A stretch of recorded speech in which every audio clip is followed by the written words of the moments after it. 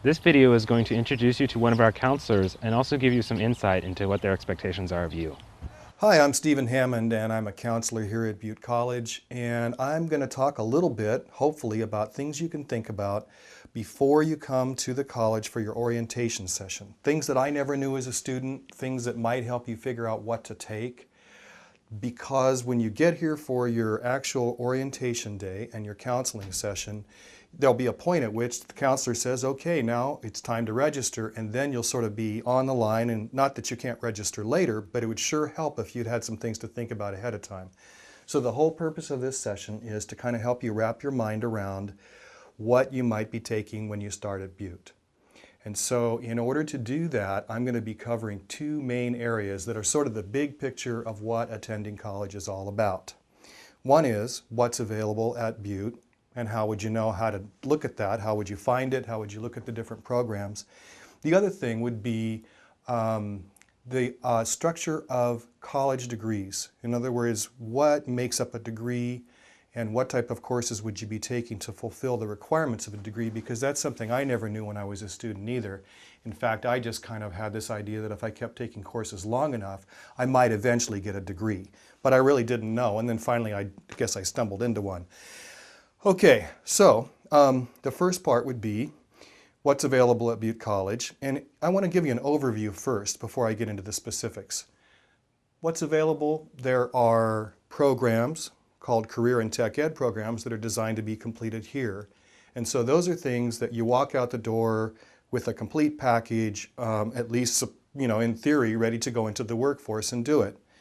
There are programs that or paths rather, that are designed to help people transfer to a four-year school. And so you'd be taking essentially the first 2 years of a four-year degree while you're at Butte. Then there are certificate programs, which are usually kind of part of a major. So for instance, they'd be maybe 3 or 4 or possibly 10 courses that are specifically skills oriented. They're not, you wouldn't include all the general ed, and so those would be a more limited package just focused on the skill set. And then of course, and I really encourage this, there are 4 interest classes. So there's all kinds of things available at Butte, everything from, well, I hate to mention specific programs, but art, ceramics, just all kinds of stuff that you might take just because you want to find out about something or because you're interested. So for me, that would be music. So I thought I'd give you a little taste here, since music is my thing, and if I were taking classes at Butte College, that's what I'd be taking if I was taking 4 interest courses.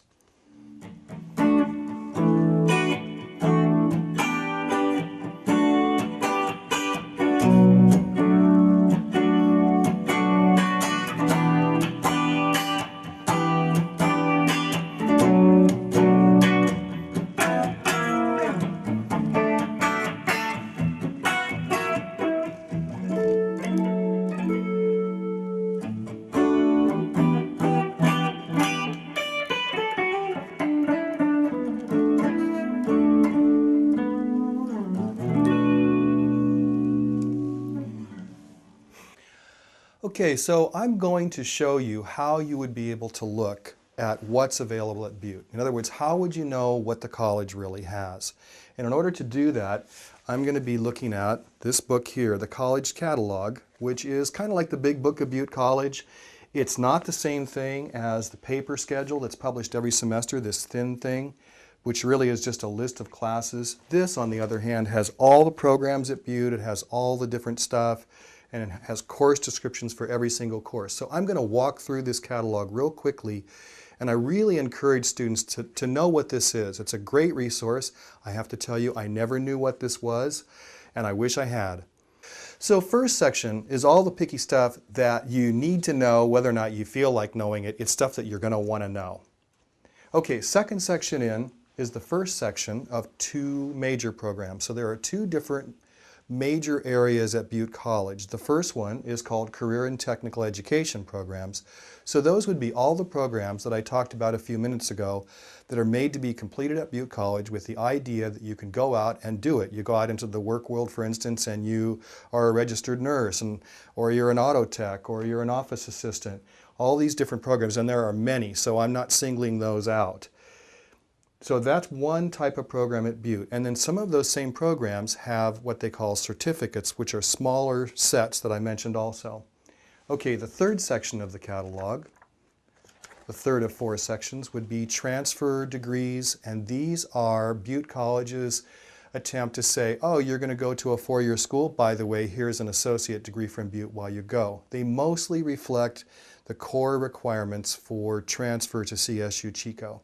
And then last section of the catalog would be course descriptions.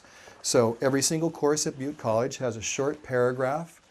It's got recommended reading and writing levels, tells if it's CSU transferable, if there are any absolute necessities to take it called prerequisites, those would be in there too. So the course descriptions are very useful kind of on a day-to-day basis when you're picking your classes. So it's a great book. Lots of information, lots of the questions I get as a counselor are actually in this book. So now we're moving into part 2 of what I had originally proposed, which is what is the structure of a college degree, or what is the structure of preparing to transfer? And again, I never knew this when I was a student. I just sort of stumbled along, and eventually somebody said, oh gee, it looks like maybe you're going to get a degree. So what I'm going to do now is go through in sort of a diagram fashion what the parts to a degree are. So I'm going to start with the structure of any degree. So this would be, let's talk about, for the purposes of this discussion, what would make up an associate degree, which is what community colleges give out. So there's 2 parts to it. There's, on one side, the general education, which are categorical requirements that every student has to deal with somehow, including English and math and a couple PE classes for a degree at Butte. So these are the college-wide requirements. And then the other part of a degree would be the major courses. And these would be found on the major page in the college catalog. So the discussion about the college catalog that I was having with you a few minutes ago, you would find the major page in the catalog, and there would be a list of courses there. And those would be this other part of a college degree. So it's the combination of these 2 parts that makes up a degree. And then if you were wondering how does a certificate relate to a degree, usually certificates are a subset of the degree requirements. So in other words, they carve out a small block of the major core courses or the major courses, and they say, okay, you want something kind of quick and to the point, you don't want to take all the general ed, here's a certificate. And some departments even have a gradated amount of courses. They'll call one a certificate of achievement, and then there'll be a smaller package called a certificate. And so sometimes you have 2 or 3 different levels you can go up depending on your amount of time that you want to spend in college or what your purposes are. So that's the structure of a degree.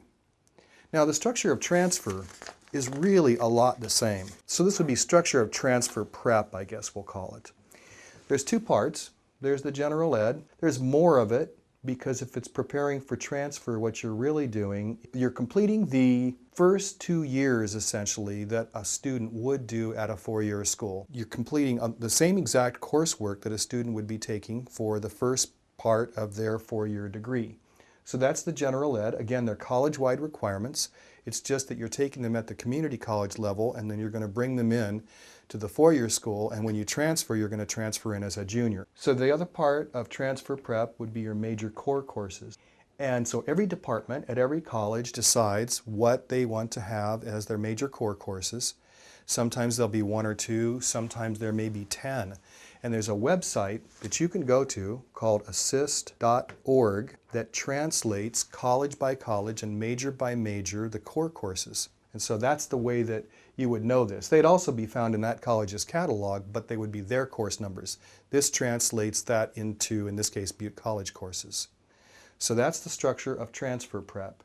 Now, when you come out to your orientation day, you're still going to have questions, and you'll be led around campus by an orientation leader. Counselors will be talking to you. So this is by no means designed to be a complete presentation.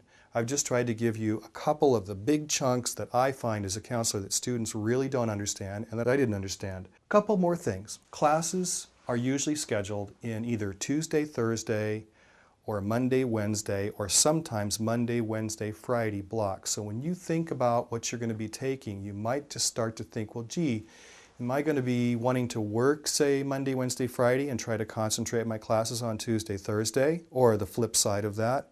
Sometimes you'll find classes scheduled in an evening block, like a 3-hour block from 6 to 9. So the one thing about college is that you can really tailor it to your scheduling needs, or your family needs, your job needs.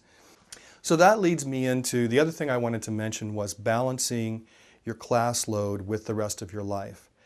A full-time load is 12 units or more, so that would be 12 hours of class a week, plus, in theory at least, double that amount of homework, 24 hours of homework. So the way they consider a 12-unit load a full-time load is that would be a 36-hour-a-week commitment. So for instance, if you're working more than 20 hours, especially if you're working 40 hours, I would say start with 1 or 2 classes. Don't take on a full load. You'll just be completely overwhelmed and you'll wind up hating it. Very occasionally a student will take a full load if they're trying to finish their degree and work full-time too, but it's basically not usually a good idea.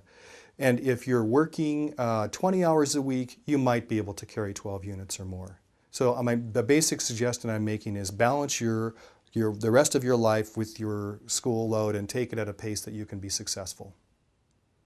So as you go along, you're bound to have more questions. This is not a figure it all at once kind of proposition going to college. There'll be lots of questions and you'll just kind of figure it out as you go along. You'll just keep on asking the questions, and I really encourage you to go and talk with a counselor, maybe not every semester, but go and check in about what you're taking. Don't just assume you're taking the right stuff. You want to make sure you're on track. But anyway, you will figure it out. Just keep on asking the questions.